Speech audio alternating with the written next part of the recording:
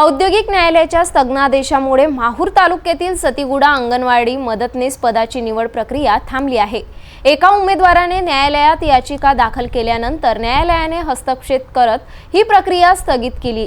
माहूर तालुक्यात एकात्मिक बाल विकास सेवा योजना प्रकल्प अंतर्गत अलीकडेच अंगणवाडी सेविका व मदतनीस पदासाठी भरती प्रक्रिया पार पडली।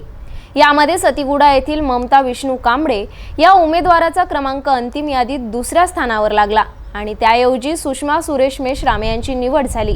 यावर आक्षेप घेत ममता कांबळे यांनी जालना येथील औद्योगिक न्यायालयात धाव घेतली आहे। सदर याचिकेवर सुनावणी करताना न्यायालयाने तात्काळ स्थगनादेश जारी करीत ही निवड प्रक्रिया थांबवली आहे। ममता कांबळे यांनी आपल्या याचिकेमध्ये असा दावा केला की सुषमा मेश्राम या विवाहित असून त्यांचे मूळ गाव यवतमाळ जिल्ह्यातील दिग्रस येथे आहे, त्यामुळे त्या स्थानिक नाहीत आणि त्यांना निवडणे अन्यायकारक आहे। या भरती प्रक्रियेत माहूर प्रकल्पात एकूण 756 अर्ज प्राप्त झाले होते। यापैकी 40 अंगणवाडी सेविका व 50 मदतनीस पदासाठी नियुक्त करण्यात आल्या।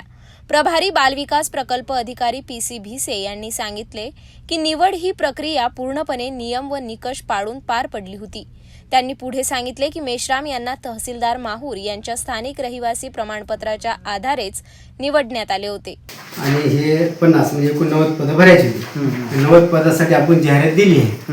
या प्रकरणात तपासणी अधिकारी म्हणून बाल विकास प्रकल्प अधिकारी शिवगंगा पवार, विस्तार अधिकारी संजय मेडपेलीवार आणि पर्यवेक्षिका CN पाटील यांनी जबाबदारी पार पाडली होती। कनिष्ठ सहाय्यक सचिन ढवळे यांनीही याबाबत माहिती दिली।